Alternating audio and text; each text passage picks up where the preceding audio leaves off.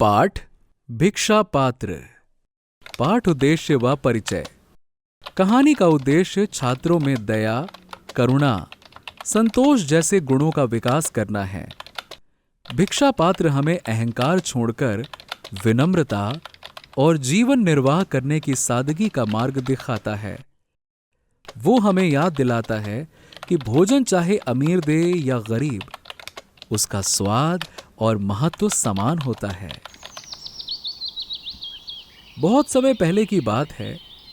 मगध राज्य के एक भाग में भयंकर सूखा पड़ा। खेतों की मिट्टी कट गई थी, तालाब नदियां सूख गई थीं, पेड़ पौधे मुरझा गए थे। लोग भूख प्यास से व्याकुल होकर इधर उधर भटक रहे थे। पूरे क्षेत्र में दुख निराशा का वातावरण छा गया था। प्रजा हाहाकार कर उठी थी। तब अपने भक्तजनों को इकट्ठा कर बुद्ध ने पूछा, बोलो प्रियजनों, भूखी जनता को अन्न देने के लिए तुम में से कौन कमर कसता है? गुरुदेव के वचन सुनकर रत्नाकर सेठ का माथा नीचे झुक गया। हाथ जोड़कर कहने लगा, ऐसी बड़ी नगरी को अनाज पहुंचाने की ताकत मुझ में नहीं है भगवान। इसके बाद गुरुदेव की उदास नजरें सेनापति जयसेन के मुंह पर पड़ी। जयसेन ने उत्तर दिया, छाती चीर कर दिल का खून देने से यदि जनता की जान बच सकती है तो पल भर में उसे देने के लिए तैयार हूं महाराज। लेकिन मेरे घर में इतना अनाज कहां हो सकता है? मैं तो अभागा हूं भगवान। अकाल ने मेरे सब खेत सुखा दिए। मुझे तो चिंता है कि मैं राज्य का कर किस तरह चुका पाऊंगा। प्रश्न क्रमांक 1। भगवान बुद्ध के वचन सुनकर रत्नाकर सेठ ने क्या कहा?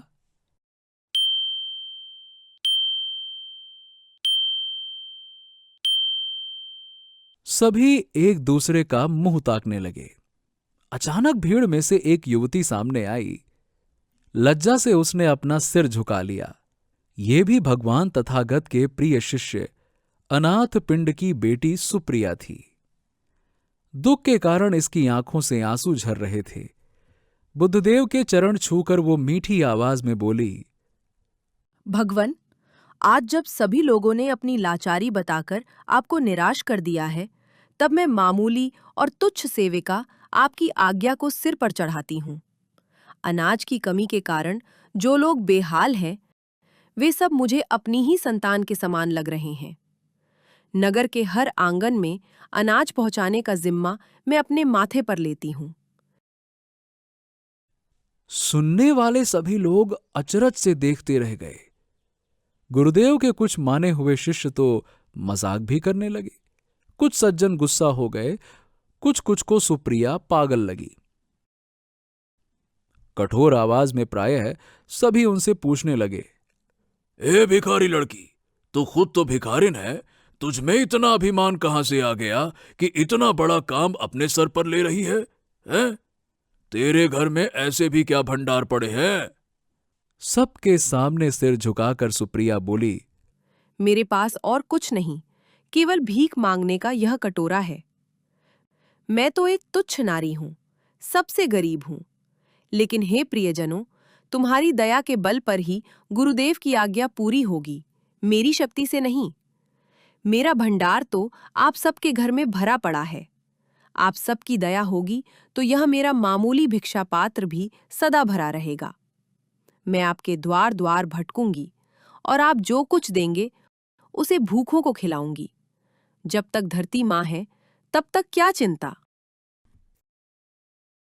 प्रश्न क्रमांक 2। सुप्रिया ने किस बात का जिम्मा लिया था?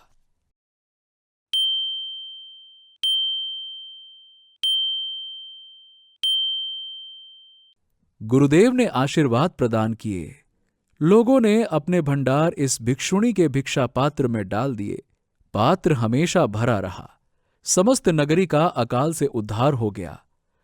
कोई अकालग्रस्त ना रहा और वर्षा ने भी अपनी कृपा दृष्टि रखी। धरती की भीषण प्यास बुझ गई और खेत लहलहा उठे।